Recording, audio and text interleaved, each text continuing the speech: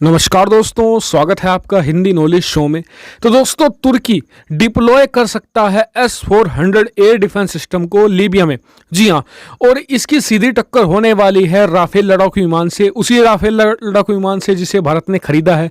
और इसके कारण क्या है, क्यों तुर्की अपने देश में से डिप्लॉय ना करके लीबिया में डिप्लॉय कर रहा है, इन सभी कारणों पर हम डिटेल से बात करने वाले हैं और सारी चीज़ें आपको मैं डिटेल में एक्सप्लेन करने वाला हूं। लेकिन उससे पहले जो सुबह मैंने वीडियो बनाकर आपको बताया था कि जो राफेल लड़ाकू विमानों ने तुर्की के मिलिट्री बेस पर हमला किया था, कई लोग कह रहे थे क्या इस खबर सही है, अभी तक मतलब कि मेन स्ट्रीम मीडिया में नहीं आई है, तो उनके लिए स्क्रीन पर आप एक बार फिर से देख लीजिए। ये बिल्कुल पक्की खबर है और खबरें तो ये भी हैं कि ये तो खबर बाहर आ गई इसलिए लोगों को पता चल गया। इससे भी ज़्यादा स्ट्राइक की है फ्रांस और इजिप्ट ने मिलकर, जो अलग अलग मिलिट्री बेस पर अलग अलग जो मिलिट्री इंस्टॉलेशन थी तुर्की की लीबिया में, उन पर जो बहुत सारी रेड की थी अपने राफेल से और दूसरे लड़ाकू विमानों से, मिराज से भी कुछ रेड की गई हैं। तो उन सब से तंग आ चुका है तुर्की को बहुत ज़्यादा फ्रस्ट्रेशन हो रही है, क्योंकि तुर्की की जो सेना है वो लगातार पीछे हट रही है और जो हफ्तार की सेना है, मतलब कि जो विद्रोही लड़ाके हैं जिन्हें समर्थन मिल रहा है इजिप्ट से और उसके अलावा दो फ्रांस की एयरफोर्स है वो समर्थन दे रही है, उसकी वजह से तुर्की को भारी नुकसान उठाना पड़ रहा है। और S-400 का आज की तारीख में तुर्की में तो कुछ खास काम है नहीं, क्योंकि तुर्की के आसपास जितने भी बड़े देश हैं उनके पास जो वेपन है उनकी काट के लिए, क्योंकि सभी के पास छोटे मोटे वेपन है, भला सीरिया के पास कौन से बड़े हथियार हैं, इसके अलावा जो दूसरे देश हैं उनके पास भी, तो उनके लिए उनके पास अमेरिकन सिस्टम है, ब्रिटिश सिस्टम है। लेकिन लीबिया में इस समय जो युद्ध चल रहा है, जो बहुत ही बड़े लेवल पर चल रहा है इस समय, उस पर मैं एक दिन डिटेल वीडियो आपको बनाकर बताऊंगा कि क्या क्या कहानी है। वहां पर बड़े बड़े देश इन्वॉल्व हो गए हैं, बड़े बड़े फाइटर जेट्स जैसे कि राफेल है, मिराज है, तो इनको काउंटर करना इस समय तुर्की को बहुत भारी पड़ रहा है, क्योंकि F-16 इतना पावरफुल नहीं है कि वो राफेल को काउंटर कर सके। वो सिंगल इंजन है, राफेल एक डबल इंजन और मल्टी रोल फाइटर जेट है, तो उसे काउंटर करने के लिए सिर्फ एक ही एयर डिफेंस सिस्टम है, वो है S-400 एयर डिफेंस सिस्टम, और उसकी बहुत सख्त जरूरत है। दूसरी बात यह है कि अभी इतनी ज़रूरत, क्योंकि युद्ध तो लगभग 1 साल हो गया, लेकिन अभी इसकी ज़रूरत इसलिए पड़ी है क्योंकि राफेल लड़ाकू विमानों ने इस बार जो निशाना बनाया है वो एक बहुत ही खास मिलिट्री बेस को निशाना बनाया है जो लीबिया में है तुर्की का।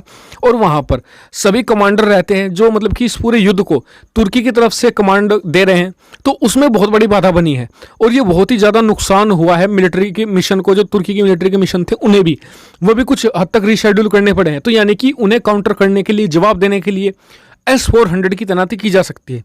और जब S-400 की तैनाती होगी तो सीधे सीधे S-400 की टक्कर होगी, वो होगी मिराज से और इसके अलावा राफेल लड़ाकू विमानों से।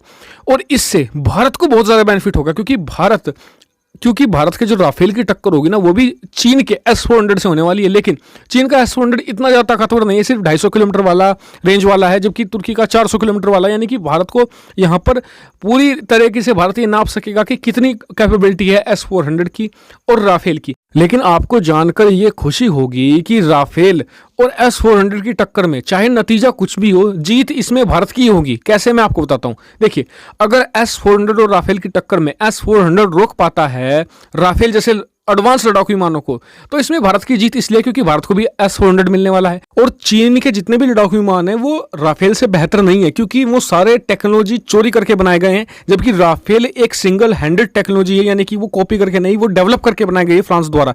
जबकि जो चीनी लड़ाकू विमान होते हैं मेनली वो रूस की कॉपी कर ली, अमेरिका के फाइटर जेट की कॉपी करके बनाए गए हैं, यानी कि वो इतनी अच्छी टेक्नोलॉजी, रिफाइंड टेक्नोलॉजी नहीं है।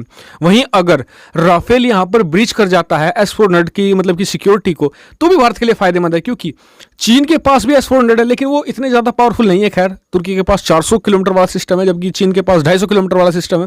लेकिन अगर उसे ब्रीच कर जाते हैं तो यानी कि भारत की जो अटैकिंग कैपेबिलिटी है चीन के खिलाफ वो ज़्यादा बढ़ जाएगी, क्योंकि फिर भारत को भी पता चल जाएगी क्या टेक्निक है, किस टेक्निक से राफेल से S-400 को ब्रीच किया जा सकता है। ये इसमें यानी कि भारत के लिए विन विन सिचुएशन है। लेकिन एक बात निश्चित है कि अगर तुर्की, अभी तो खैर ये बातचीत चल रही है कि S-400 को डिप्लॉय किया जाएगा नहीं, लेकिन पूरी दुनिया की इस पर निगाह टिक गई है, खासकर कि रूस की इज्जत दांव पर है, क्योंकि उसका S-400 एयर डिफेंस सिस्टम को दुनिया का सबसे बेहतरीन डिफेंस सिस्टम माना जाता है। इसके अलावा फ्रांस की इज्जत दांव पर है उसके राफेल लड़ाकू विमानों को लेकर, और चीन, भारत की ज़्यादा इस पर निगाह है, क्योंकि इन दोनों ने बहुत ही ज़्यादा पैसे लगाकर S-400 को खरीदा और भारत ने राफेल को भी खरीदा है। भाई, पाकिस्तान की तो सांसें पहले से ही अटकी हुई हैं। हालांकि आपको इस पर क्या कहना है कमेंट करके मुझे जरूर बताएगा। साथ ही मैं आपको बता दूं कि लीबिया में जो वॉर चल रहा है उस पर मैं एक डिटेल वीडियो लाने वाला हूं, और उसके लिए आप चैनल को सब्सक्राइब करके रखिएगा ताकि आप आने वाले समय में कोई भी वीडियो मिस ना कर पाए। Thank you very much for watching video. Keep subscribe, keep share, keep support.